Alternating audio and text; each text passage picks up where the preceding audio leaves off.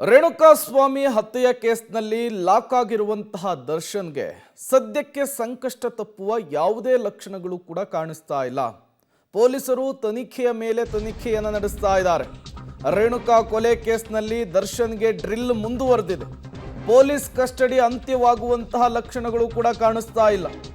ಇವತ್ತು ಕಸ್ಟಡಿ ಅಂತ್ಯ ಆಗುತ್ತೆ, ನ್ಯಾಯಾಧೀಶರ ಎದುರು ಮತ್ತೆ ಪ್ರೆಸೆಂಟ್ ಮಾಡ್ತಾರೆ, ಮತ್ತೆ ಪೊಲೀಸ್ ಕಸ್ಟಡಿಗೆ ಪಡೆಯುವಂತಹ ಸಾಧ್ಯತೆ ಇದೆ.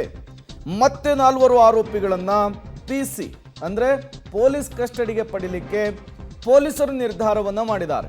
ಸ್ಪೆಷಲ್ ಪಬ್ಲಿಕ್ ಪ್ರಾಸಿಕ್ಯೂಟರ್ ನ್ಯಾಯಾಲಯದಲ್ಲಿ ನ್ಯಾಯಾಧೀಶರ ಎದುರು ಇದೇ ವಿಚಾರವನ್ನು ಮತ್ತೊಮ್ಮೆ ಪ್ರಸ್ತಾಪಿಸಿ ಅವರಿಂದ ಅಗತ್ಯ ಮಾಹಿತಿಯನ್ನು ಕಲೆ ಹಾಕೋದು ಬಾಕಿ ಇದೆ ಅಂಥೇಳಿ ಮನವಿಯನ್ನು ಮಾಡಿಕೊಳ್ತಾರೆ.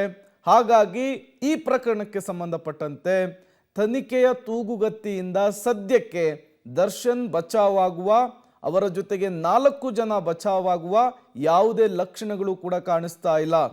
ಈಗಾಗಲೇ 2 ದಿನಗಳ ಹಿಂದೆ ನ್ಯಾಯಾಧೀಶರ ಎದುರು ಪ್ರೆಸೆಂಟ್ ಮಾಡಿದಂತಹ ಸಂದರ್ಭದಲ್ಲಿ 13 ಜನರನ್ನ ಜುಡಿಷಿಯಲ್ ಕಸ್ಟಡಿಗೆ ಅಂದರೆ ನ್ಯಾಯಾಂಗ ಬಂಧನಕ್ಕೆ ಕೋರ್ಟ್ ವಿಧಿಸಿತ್ತು.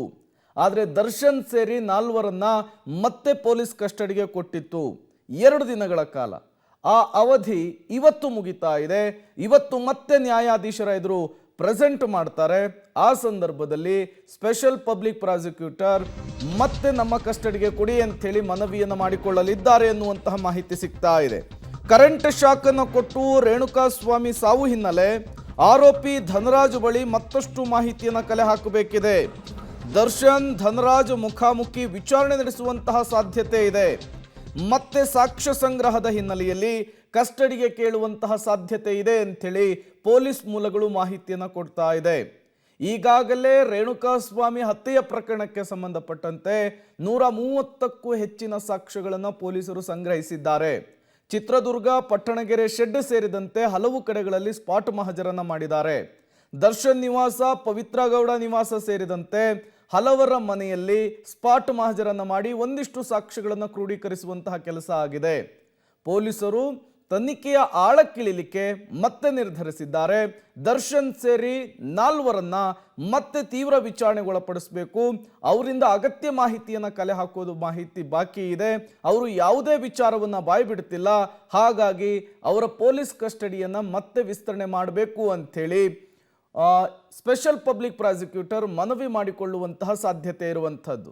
ಆ ಸಂದರ್ಭದಲ್ಲಿ ನ್ಯಾಯಾಧೀಶರು ಸಹಜವಾಗಿಯೇ ಕೇಳ್ತಾರೆ, ಈಗಾಗಲೇ 12 ದಿನಗಳ ಕಾಲ ಪೊಲೀಸ್ ಕಸ್ಟಡಿಯನ್ನು ಎದುರಿಸಿದ್ದಾರೆ, ಮತ್ತ್ಯಾಕೆ ಪೊಲೀಸ್ ಕಸ್ಟಡಿಗೆ ಕೊಡಬೇಕು ಅಂತ ಕೇಳ್ತಾರೆ.